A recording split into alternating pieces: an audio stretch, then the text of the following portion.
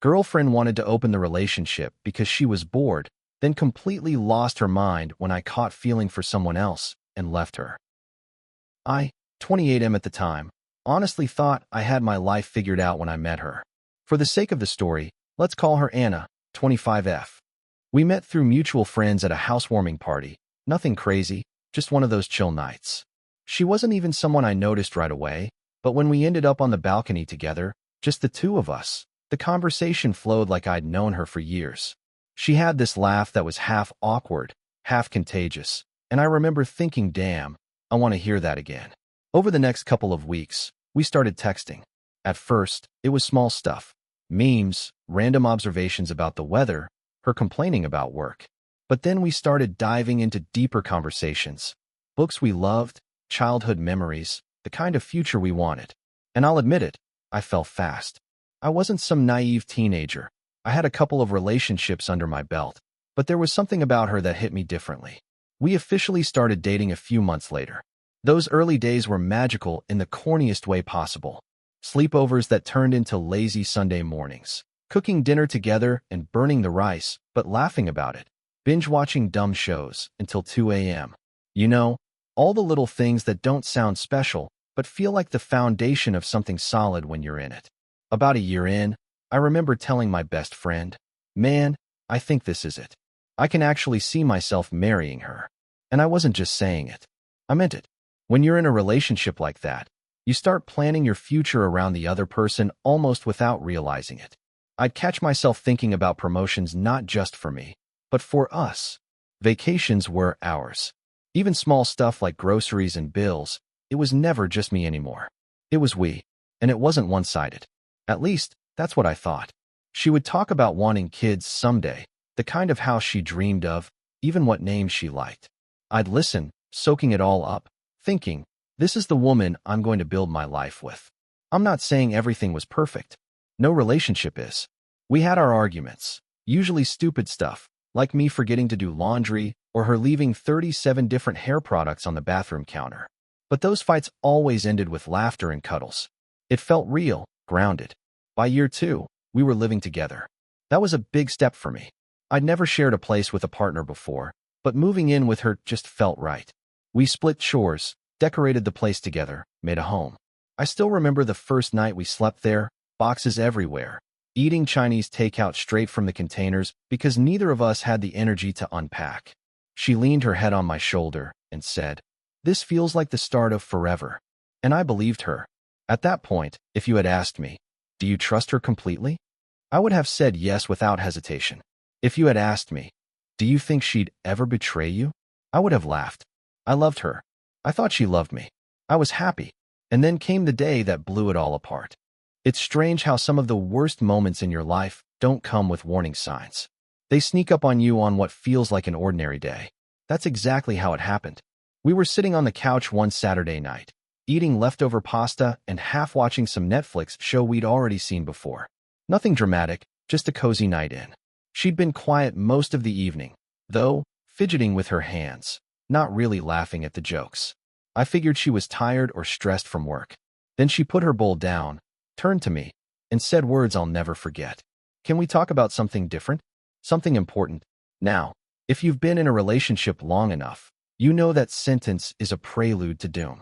My stomach dropped instantly, but I nodded. She took a deep breath, like she was about to confess to a crime. I've been thinking. I don't think I'm built for monogamy. I love you, I really do, but I feel like I need more. I was wondering if you'd be open to an open relationship. For a second, I thought I misheard her. I literally blinked at her like an idiot, waiting for her to laugh and say she was joking. But she didn't. She just stared at me, waiting for my response, like she'd just asked what we should have for dinner. Inside, my entire world tilted. My brain went into overdrive. I'm not enough. She's bored with me. She wants to sleep with other guys. Has she already been with someone? It felt like someone had reached into my chest and squeezed the air out of my lungs. I remember asking, why? Am I not enough for you? My voice cracked on that last part, which pissed me off at myself because I hated sounding weak. She grabbed my hand, squeezing it like she could comfort me with touch while ripping me apart with words. No, baby, it's not that.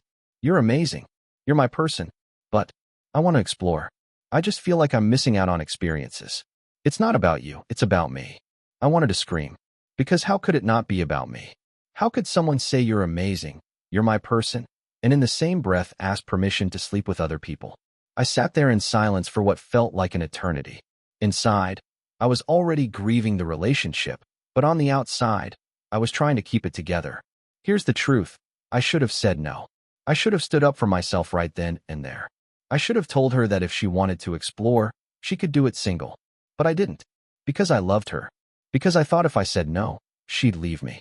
Because I was terrified of losing her. So I swallowed my pride, shoved my self-respect into the corner, and asked her one question. What happens if one of us catches feelings for someone else? She didn't hesitate. Then we'd have to be honest and deal with it. If you did, I wouldn't blame you. And if I did, we'd figure it out. I nodded like an idiot, pretending to be rational, while my heart shattered into a million pieces. Later that night, when she fell asleep next to me, I just lay there staring at the ceiling, my chest heavy, my throat tight. I kept hearing her words over and over. I don't think I'm built for monogamy. Translation, you're not enough for me. And the worst part? I agreed to it. I agreed to share the woman I loved, because I was too scared to lose her. The first few weeks after the talk were hell, even though nothing had technically changed yet. I kept telling myself I was being paranoid, insecure, and overreacting. But my brain wouldn't shut up. Every time her phone buzzed, I wondered, is that some new guy? When she stayed late at work, I thought, is she really working? Or is she with someone else? The trust one thought we had, the rock-solid foundation I was so proud of, crumbled overnight. The worst part? I couldn't even voice it. I had agreed to this. I had said yes. So who was I to suddenly complain? If I admitted how much it was destroying me, I thought she'd just call me controlling or jealous. Or worse, she'd leave. So I swallowed it. At first, nothing really happened. Or at least, nothing I knew about. We still lived together, still went out for groceries, still cuddled up on the couch. But there was this tension, like a fog that never lifted. Then came the night she told me she was going on her first date. She said it so casually, like she was telling me she was going to the gym. I remember sitting there, forcing a smile, my stomach in knots. I told her, okay, have fun. And then the second she walked out the door, I collapsed on the couch, staring at the floor, trying not to cry like a child. That night, I didn't sleep. Every creak outside made me check if she was home. Every car pulling into the lot made me sit up. When she finally stumbled in around 2 a.m., smelling like alcohol and someone else's cologne, I wanted to vomit. She kissed me on the forehead, whispered, "Thank you for being so understanding," and went to bed. I lay there in the dark, wide awake, hating myself for allowing it. That was the beginning of the end. Over the next couple of months, things spiraled. She was always texting, always smiling at her phone, always meeting a friend, or working late. When she was home, she was distracted, distant. Our conversations felt shallow, forced. The warmth was gone. I tried to distract myself. I went to the gym more, picked up hobbies, even downloaded a dating app to see if maybe this open thing could work both ways. But it felt wrong. I didn't want anyone else. I wanted her. Only her. But then I met someone. It wasn't planned. It wasn't from an app. It was through work.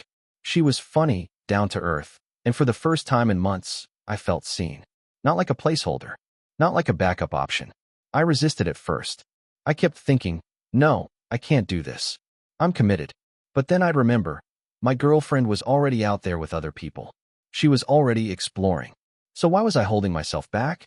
That's when her words came back to haunt me. If one of us catches feelings, we'll deal with it. And God help me, I did. I caught feelings. But unlike Anna, who treated me like a safety net while chasing thrills, this new woman treated me like I mattered.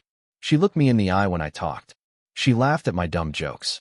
She asked about my day and actually listened to the answer.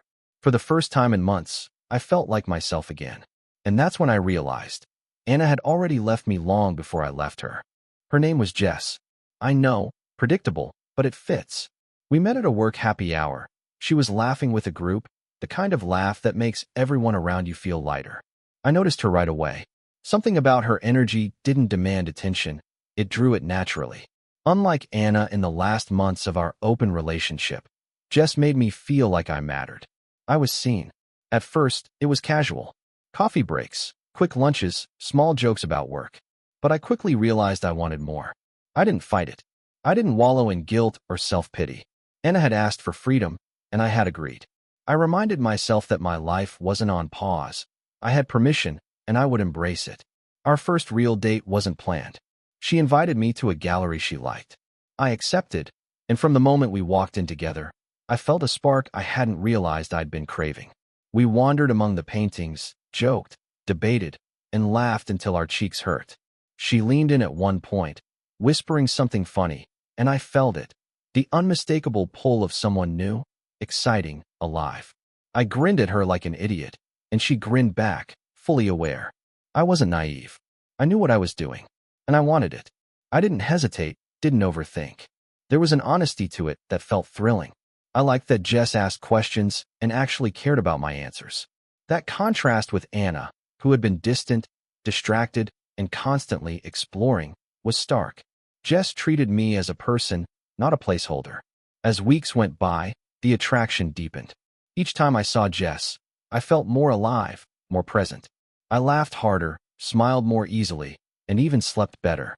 Anna was constantly in my head, a background noise of guilt and memory, but instead of being paralyzed by it, I allowed myself to feel joy.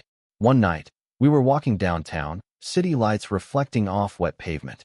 We joked, nudged each other, shared secrets. At some point, she reached for my hand. I didn't hesitate. I didn't resist. I had been trapped by guilt long enough. I was ready to embrace what I wanted, fully and unapologetically. By the time I realized I was in love with her, it hit me like a tidal wave. It wasn't guilt that overwhelmed me. It was curiosity, excitement, and desire. I wanted to explore this, see where it went, and live in the moment. For the first time since Anna's open relationship request, I felt in control of my life again. Breaking up with Anna wasn't easy. I expected tears and anger, but I wasn't prepared for how explosive it would become. I told her calmly that I had met someone else and couldn't continue our arrangement. She froze, her face twisting into shock, hurt, and rage. "No," she whispered. "You can't. I thought we had something real." "We did," I said softly. "But I can't be what you need anymore. I've fallen for someone else, and I can't pretend otherwise." Her reaction escalated quickly.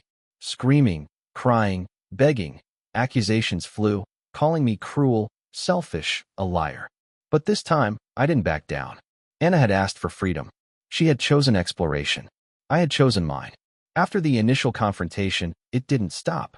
Texts flooded my phone at all hours. Notes left at my apartment. She appeared uninvited multiple times. One afternoon, Jess and I were walking downtown when Anna appeared. She looked wild-eyed, desperate, furious. "She's living in my home. She's stealing my life," she shouted. Jess tried to remain calm. "We're not trying to hurt you, Anna. Please, let's talk calmly." But Anna wasn't listening. She lunged at Jess, screaming my name. I stepped in, trying to separate them. In the chaos, Anna pepper-sprayed Jess. My chest went cold. My mind screamed, "What have we become?"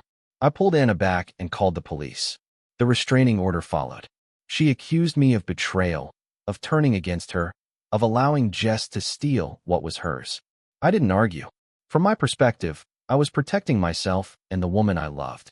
I had chosen a path that allowed me to live honestly, even if it hurt Anna deeply. Even now, I think of Anna. I remember our routines, our laughter, our dreams. I mourn the moments we shared, but I cannot go back. Her desire for freedom had pushed me into the arms of someone who actually valued me in the moment.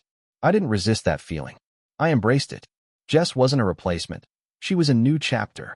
She made me feel alive, seen, and appreciated. She laughed at my dumb jokes, asked about my day, and actually listened. For the first time in months, I felt present, grounded, and confident in my choices. Life is messy. People get hurt. Emotions are complicated. But if we refuse to act on what we want, we risk being trapped in a version of life that isn't truly ours. And that's the story. If you've made it this far, thank you for listening. If you enjoyed it, please hit the like button and subscribe to the channel. Until next time.